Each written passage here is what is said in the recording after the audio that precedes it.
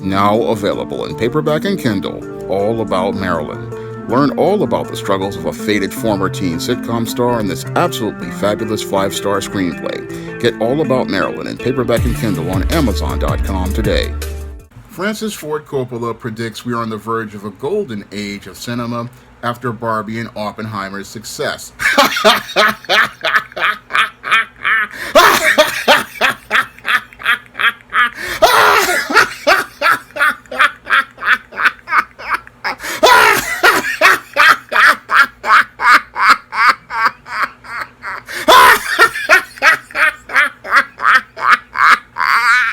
Now, the reason why I'm laughing at Francis Ford Coppola as related to his predictions of a golden age of cinema after the success of Barbie and Oppenheimer is because it clearly shows me how disconnected he is as related to the business of entertainment. Now, we're not on the cusp of a golden age of cinema because we really don't have executives with any sort of vision the way Michael Eisner had vision to turn Disney around in the mid-'80s after it went through an almost decade and a half of decline. No, we don't have visionaries like Michael Eisner around to run a company like Disney.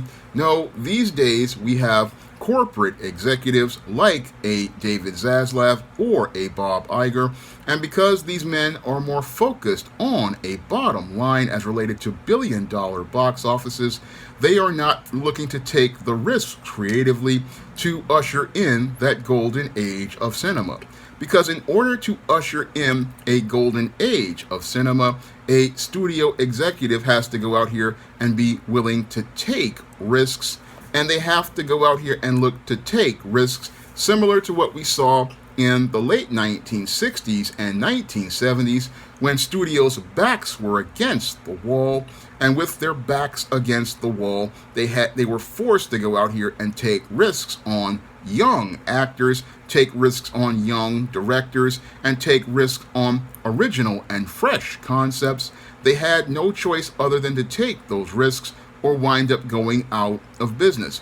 Unfortunately, in a post-telecom 1996 entertainment world, we don't see studio executives looking to take risks because they've gone out here and built large corporate portfolios of intellectual properties, like what happened with Bob Iger when he bought 20th Century Fox, and what happened when Amazon bought MGM. Because these companies have large catalogs of old material, they are looking to lean on their backlist catalog rather than go out here and take risks on front list properties. Now, Francis Ford Coppola, as I see it, is making a contradiction because the movie Barbie was based on a 20th century icon, and Oppenheimer was based on a historical event. So I'm not really seeing how we're going to get a new golden age of cinema because these films did well at the box office. If anything, those films were basically a fluke because the real problems with Hollywood have to do with the entire structure of Hollywood right now in the aftermath of the Telecom Act of 1996, because after the Telecom Act was passed, studios started buying up other studios, and this eliminated competition. And without competition, we don't have the foundation to usher in a golden age of cinema, because what really ushered in that golden age of cinema it was competition, and what created what people call the silver age of competition, which was the new Hollywood, which came out of the late 60s, was competition, because as the big studios were going into bankruptcy, small prodcos were making films, and those small films were going out here and making lots of money. Films like Tom Laughlin's Born Losers, films like Melvin Van Peebles' Sweet Sweetback Song, Rudy Ray Moore's Dolomite. Those films were made by small filmmakers, and it was those small filmmakers getting an opportunity to get their products out to the public that ushered in that age of new Hollywood, and all of the risks taken with new Hollywood ushered in almost 50 years of great entertainment. Unfortunately, because we've got corporate-run Hollywood at this point, there's no way to usher in a golden age, because as long as you've got disconnected executives like Bob Iger and David Zaslav in charge, all they're going to focus on are big budget movies, trying to make big box office with the international box office, and that is shown by the projects they greenlight, like all of these superhero movies and all of these other big budget films. Again, these executives are making the same bad decisions that their predecessors made in the late 60s as the Vietnam War was going on, being tone deaf and disconnected from the audience, continuing to make the exact same movies that resonated with people a generation ago, not understanding how time had passed. Now, in the case of many of these executives, they really are sitting there stuck in the past. I mean, it's been over 23 years since the Spider-Man movie came out in 2002, and it's also been about 25 years since Blade revived the superhero genre, and they're still continuing to gamble on superhero movies being a success instead of seeing how the entire genre's trend is winding down and the audience wants something different. Moreover, they're also focusing on big budget nostalgia movies like Barbie, hoping to get big box office. And yes, these movies will do well for a minute, but eventually they'll wind up crashing and burning. And the studios also have another problem where they're stuck in the past, trying to remake classic movies from the 80s, or trying to make films and keep franchises like Indiana Jones going, even though that franchise is almost 40 years old. So there's no way you can get a golden age of cinema until you get rid of all of these detached and disconnected executives.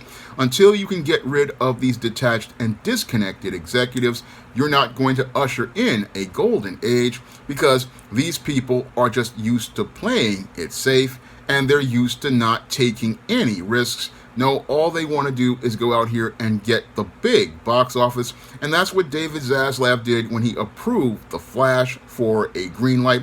Even though Ezra Miller was somebody the audience basically reviled and showed how he's just somebody that they could not market, he still went out here and greenlit The Flash for distribution, and that proved to be the biggest disaster.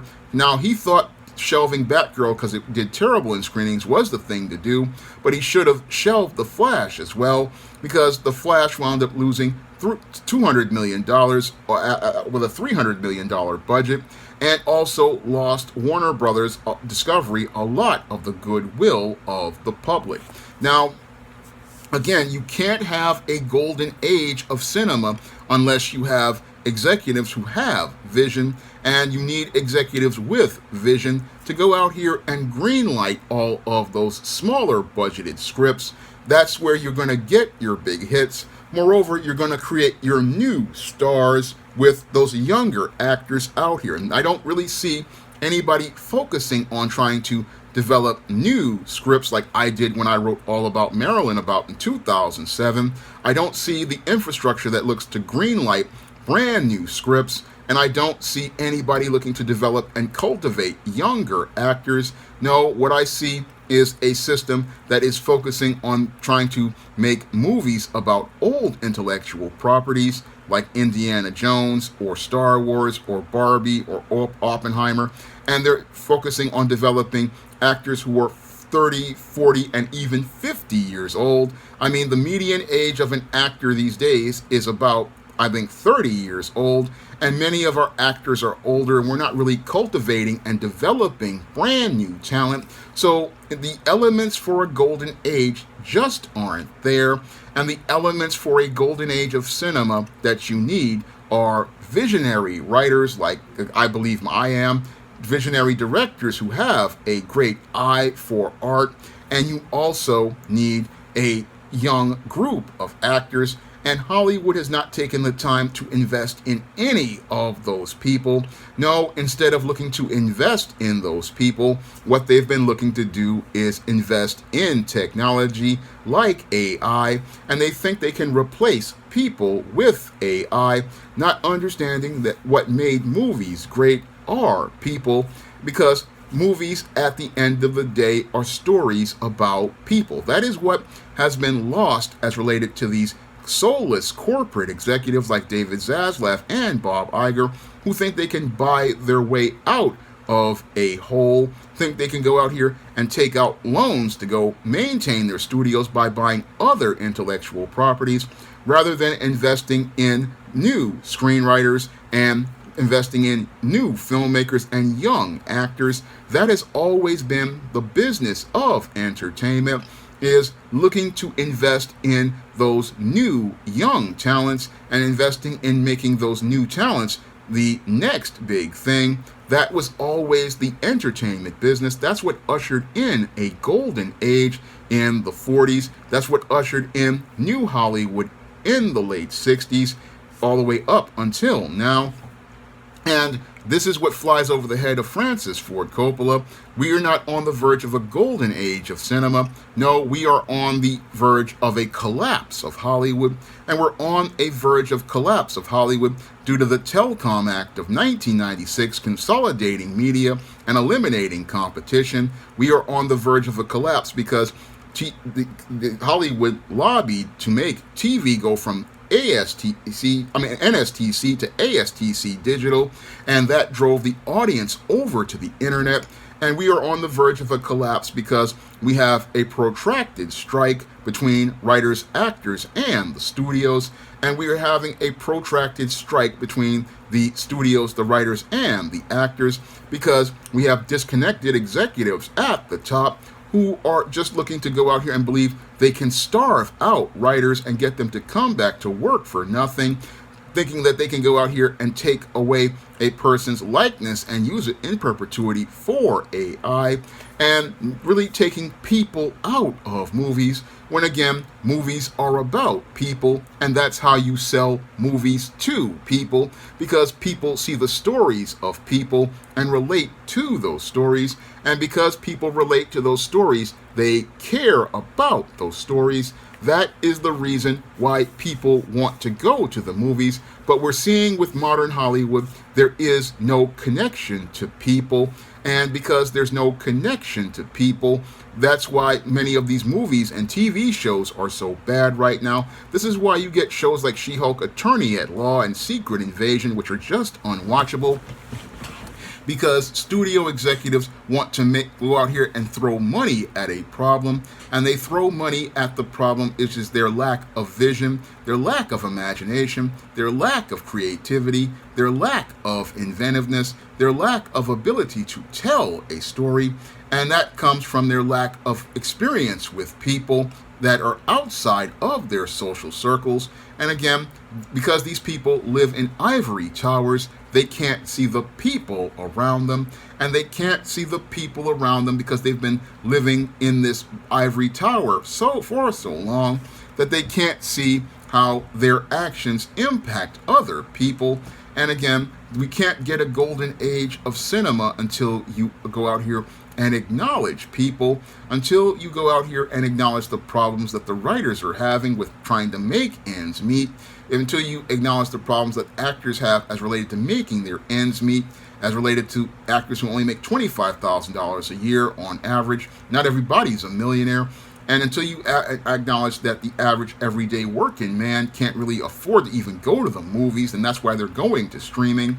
Again, I look at this, and again, I don't see the elements for a golden age. No, with Francis Ford Coppola, I see the problem is that you have two Hollywoods. You have a Hollywood filled with detached individuals who are living in their own world. And then you have the world of the average everyday working entertainer and the average everyday working American. And nobody's really tapping the pulse of the average everyday American. That's something I try to do when I go out here and I write novels, like when I was writing books like Spellbound, or books like The Temptation of John Haynes, or books like The Thetas or Eternal Night, or books in the Isis and Esteem series, or books that I write out here, like many of my men's issues books like The Man Crisis or The Woman Crisis. I try to listen to people. And again, what happens with a lot of executives is they don't listen to people, and this is why we're not going to get a golden age of cinema. What we're going to get is a collapse, because again, Barbie was a movie that opened strong, like a Tyler Perry movie used to open strong, but it left a sour taste in a large part of the audience's mouth. And Oppenheimer did okay, but it wasn't doing blockbuster like 2002's Spider-Man, or even movies like the one that he did where Leonardo DiCaprio was in, that dream Inception. I mean, we're not really making great cinema anymore because Hollywood has lost its ability to imagine.